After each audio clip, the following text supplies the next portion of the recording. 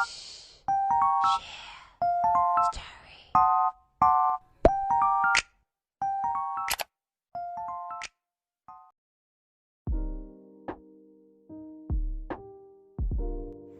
kasih atas kesempatannya. Nama saya Zajila Laili dengan NIM 2020-110134. Untuk yang pertama, saya akan menjelaskan mengenai pengertian dari pasar konsumen. Pasar konsumen adalah sekelompok pembeli yang membeli barang-barang untuk dikonsumsikan, bukan untuk dijual ataupun diproses lebih lanjut. Oleh karena itu, yang termasuk kelompok ini adalah pembeli individual atau pembeli rumah tangga. Jadi, secara singkat, pasar konsumen adalah sekelompok orang yang membeli barang untuk digunakan secara langsung. Terima kasih atas kesempatannya. Nama saya Elma Isar Kitaganis dengan NIM 398. Saya akan menjelaskan tentang perilaku konsumen. Perilaku konsumen adalah studi tentang bagaimana individu, kelompok, ataupun organisasi memilih membeli menggunakan dan bagaimana barang jasa, ide, atau pengalaman untuk memuaskan kebutuhan dan keinginan mereka. Perilaku pembelian konsumen dipengaruhi oleh faktor budaya, sosial, dan pribadi yang akan dijelaskan oleh rekan saya. Perilaku pembelian konsumen dipengaruhi oleh 3 faktor. Yang pertama ada faktor budaya, faktor sosial, dan faktor pribadi. Selanjutnya akan dijelaskan oleh rekan-rekan saya. Saya Khairina dengan 3 NIM terakhir 519 akan menjelaskan tentang faktor-faktor yang mempengaruhi perilaku pembelian konsumen. Yang pertama adalah faktor budaya. Budaya sendiri atau culture adalah determinan dasar keinginan dan perilaku seseorang. Dalam hal ini, pemasar harus benar-benar memperhatikan nilai-nilai budaya dari setiap negara dan juga wilayah untuk memahami cara terbaik memasarkan produk lama mereka dan mencari peluang untuk produk yang baru. Lalu setiap budaya terdiri dari beberapa subbudaya atau subculture, memberikan identifikasi dan sosialisasi yang lebih spesifik untuk anggota mereka, meliputi kebangsaan, agama, kelompok, ras, dan wilayah geografis. Ketika subbudaya tumbuh besar dan cukup kaya, perusahaan sering merancang program pemasaran khusus untuk melayani mereka. Pemasaran multikultural tumbuh dari riset pemasaran yang teliti yang mengungkapkan bahwa curu etnik dan demografis yang berbeda tidak selalu memberi respon yang positif terhadap iklan pasar massal. Terima kasih atas waktu dan kesempatannya. Perkenalkan, nama saya Maria dengan 3 NIM terakhir 484. Di sini saya akan menjelaskan tentang faktor sosial. Yang termaksud dalam faktor sosial itu ada 3. Yang pertama, kelompok referensi. Kelompok referensi adalah kelompok yang berpengaruh secara langsung terhadap sikap dan perilaku seseorang. Kelompok yang mempunyai pengaruh secara langsung disebut juga dengan kelompok anggotaan. Beberapa dari kelompok ini merupakan kelompok primer, seperti dengan siapa orang itu berinteraksi, dia berinteraksi secara terus-menerus atau secara tidak resmi. Yang termaksud dalam kelompok primer di sini adalah keluarga, teman, tetangga, dan rekan kerja.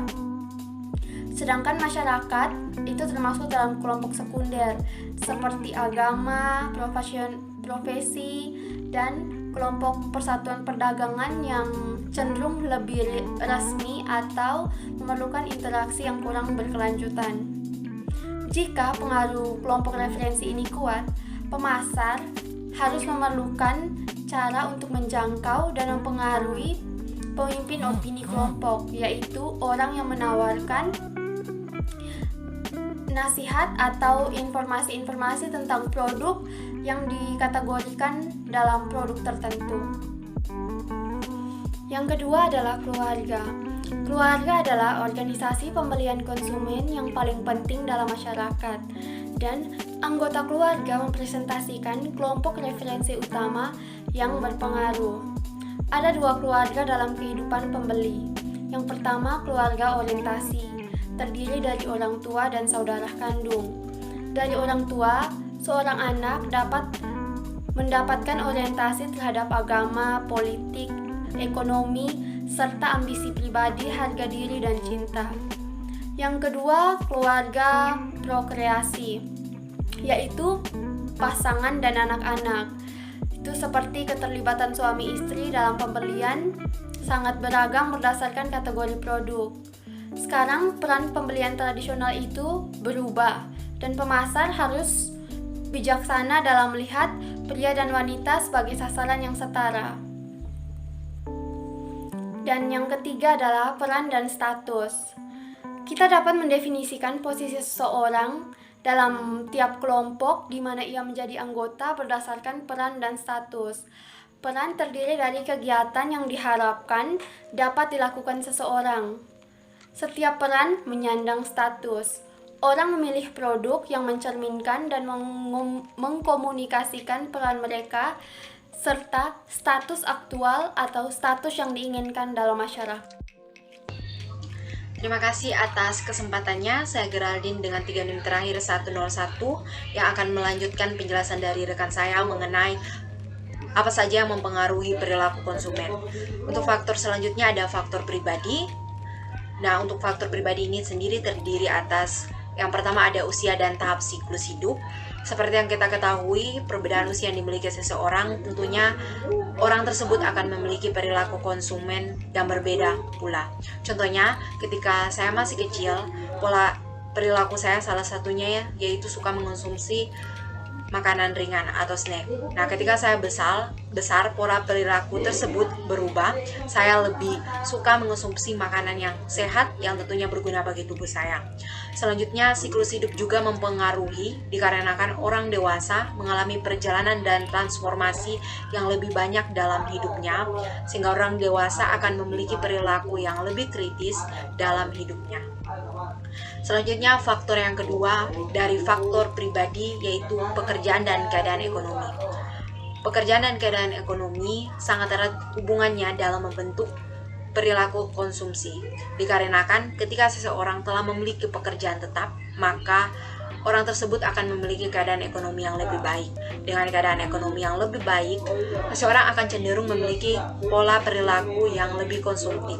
Sebagai seorang pemasar, ini merupakan peluang bagi kita untuk memperkenalkan produk kita agar calon konsumen kita ini dapat tertarik. Sedangkan sebaliknya, jika indikator ekonomi menunjukkan resesi, pemasar dapat mengambil langkah untuk merancang, memposisikan, dan menentukan kembali harga produk atas merek diskon, sehingga perusahaan dapat terus menawarkan nilai kepada pelanggan sasaran. Baik, yang berikutnya saya akan menjelaskan mengenai kepribadian dan konsep diri. Kepribadian dan konsep diri adalah sebuah kumpulan sifat psikologis manusia yang menyebabkan respon yang relatif konsisten dan tahan lama terhadap rangsangan lingkungan termasuk perilaku pembelian. Kepribadian juga dapat menjadi variabel yang berguna dalam menganalisis pilihan merek dari konsumen. Lalu yang berikutnya adalah gaya hidup atau lifestyle dan juga nilai. Pola hidup seseorang di dunia tercermin dalam kegiatan, minat, dan juga pendapat. Pemasar meneliti hubungan antara produk mereka dan kelompok gaya hidup, dan pemasar juga membidik konsumen berdasarkan nilai-nilai, percaya bahwa bila produk sesuai dengan kepribadian dalam diri konsumen, maka akan berpengaruh kepada kepribadiannya.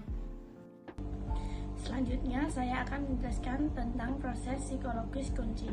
Rangsangan pemasaran dan lingkungan memasuki kesadaran konsumen dan kelompok proses psikologis digabungkan dengan karakteristik konsumen tertentu menghasilkan proses pengambilan keputusan dan keputusan akhir pembelian.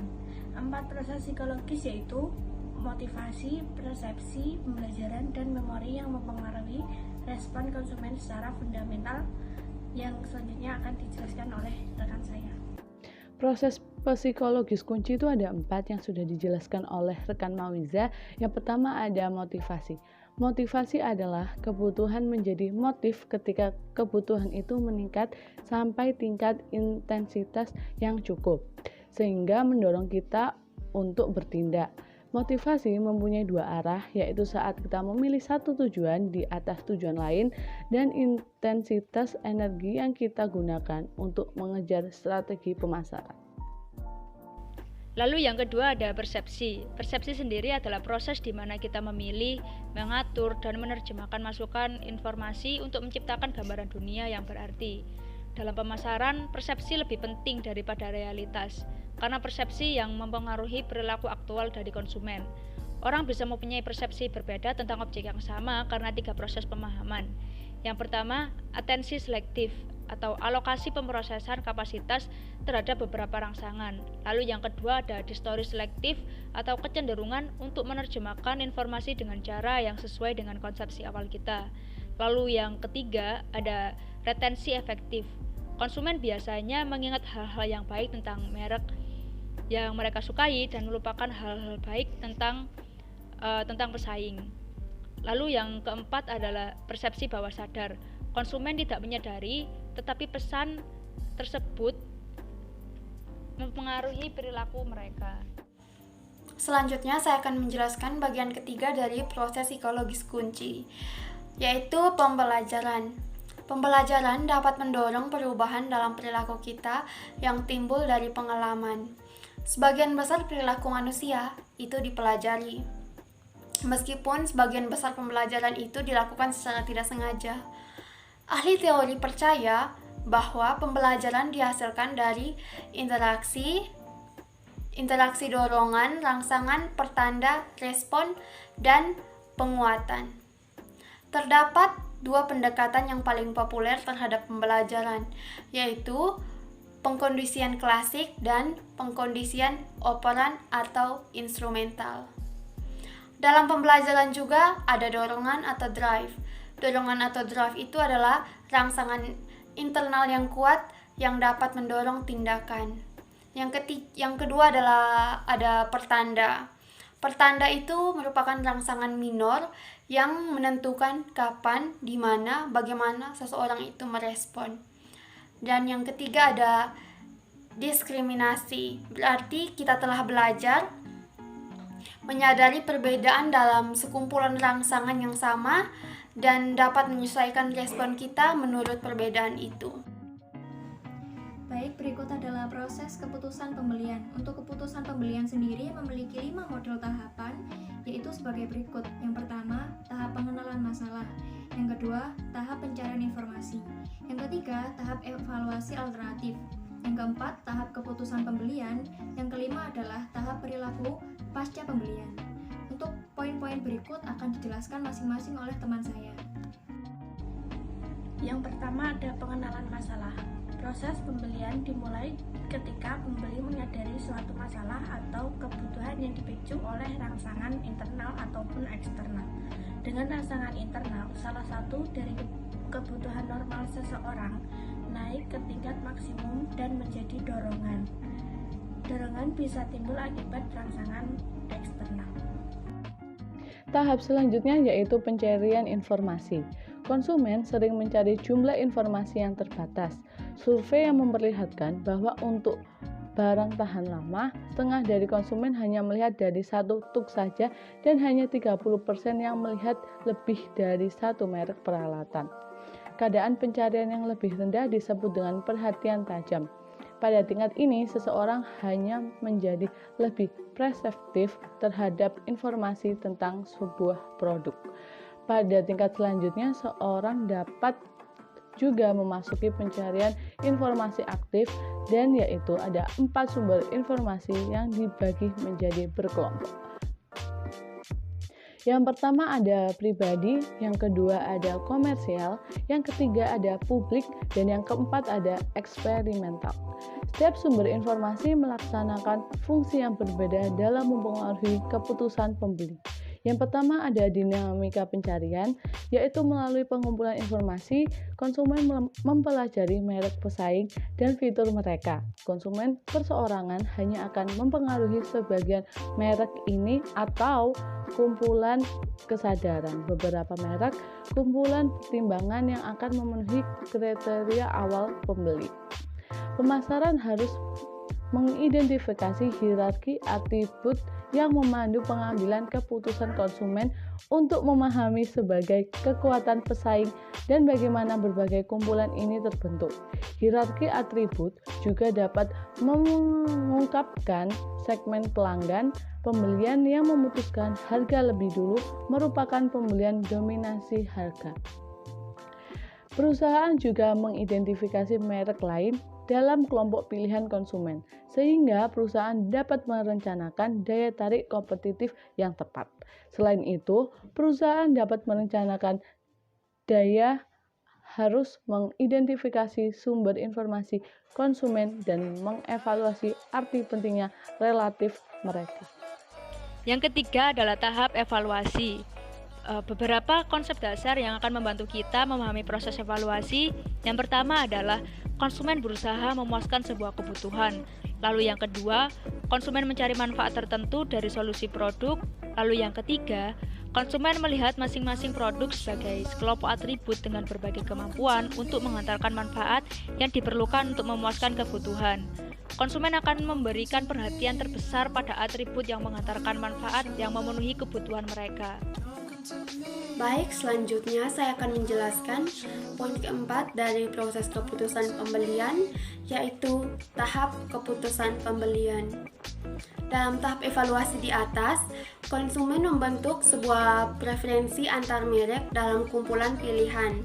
Konsumen mungkin juga membentuk maksud untuk membeli merek yang paling disukai.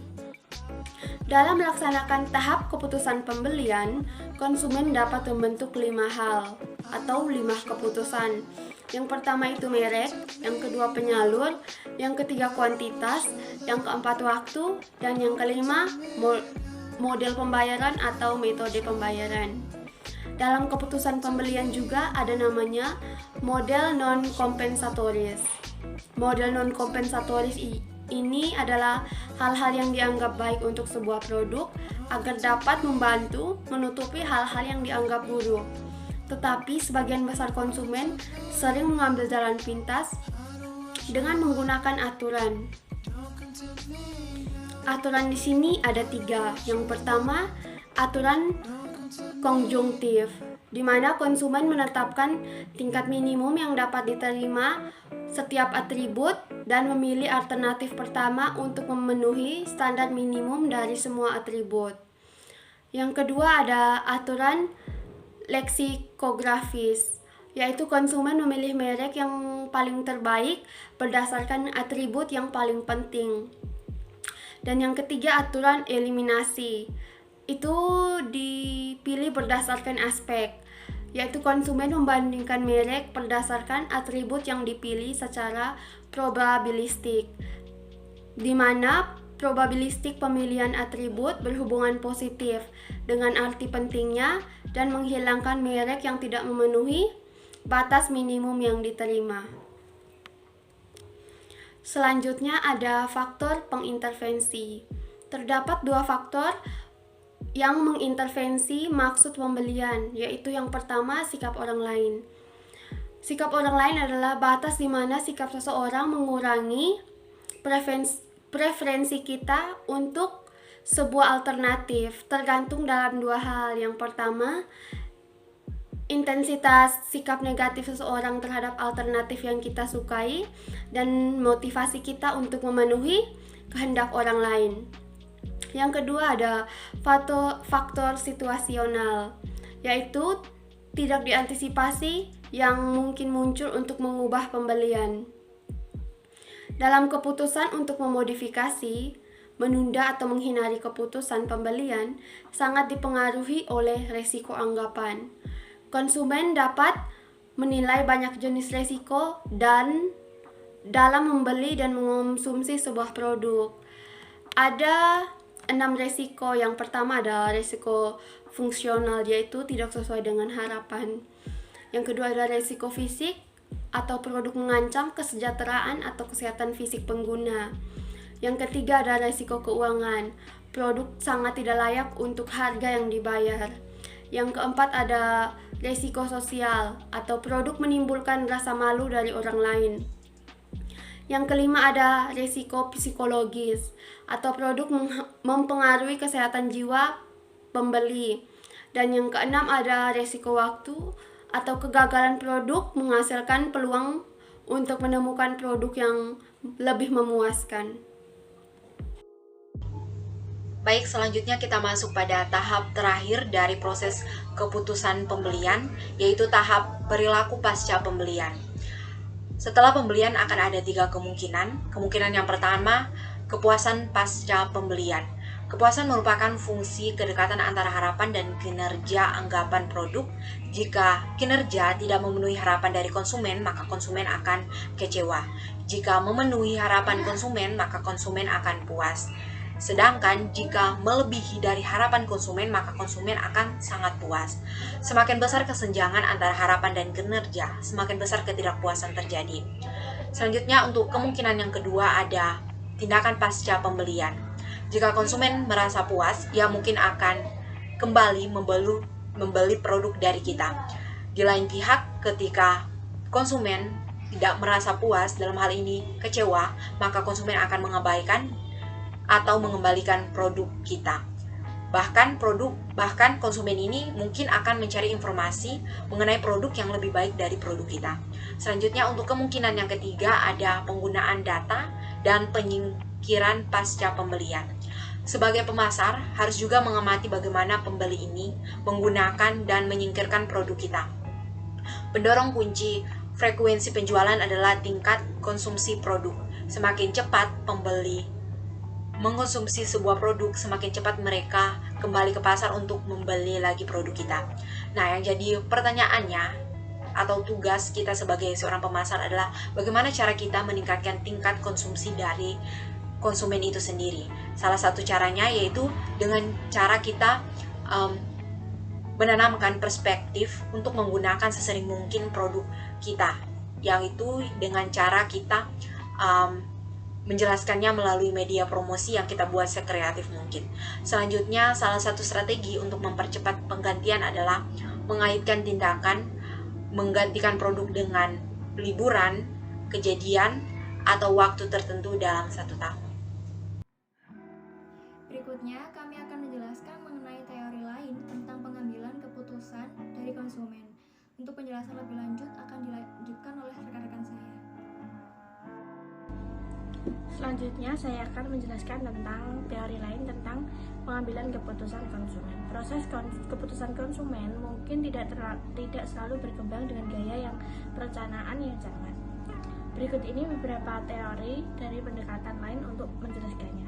Yang pertama, tingkat keterlibatan konsumen. Model ekspektansi nilai mengasumsikan tingkat keterlibatan yang tinggi di pihak konsumen.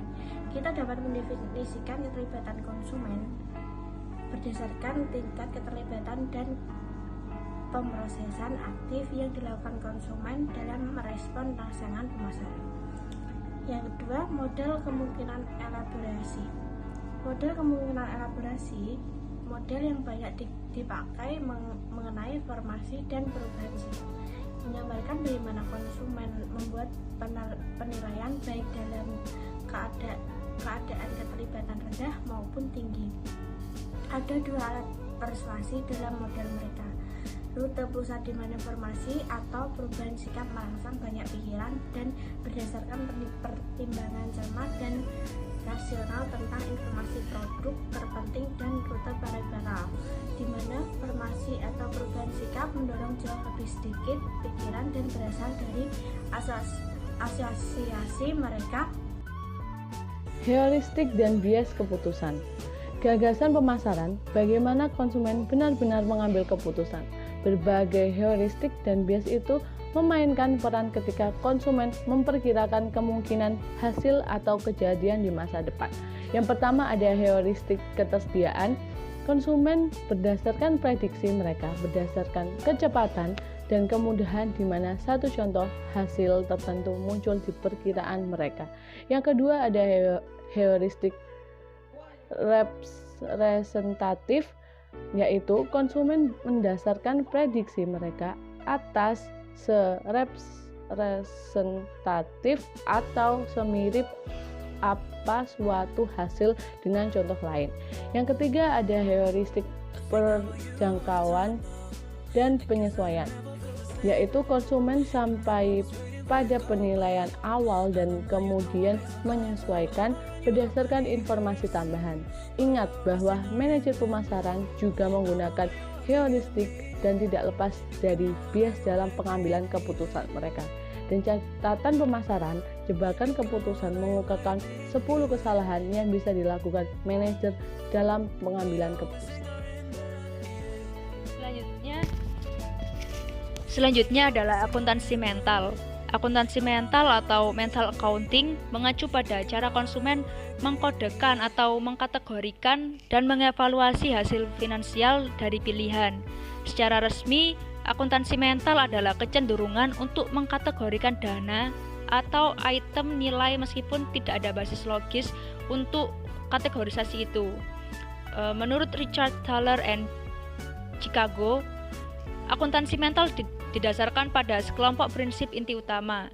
Yang pertama, konsumen cenderung memisahkan keuntungan. Lalu yang kedua, konsumen cenderung mengintegrasikan kerugian. Lalu yang ketiga, konsumen cenderung mengintegrasikan kerugian yang lebih kecil dengan keuntungan yang lebih besar. Lalu yang keempat, konsumen cenderung memisahkan keuntungan kecil dan kerugian besar, atau prinsip lapisan perak.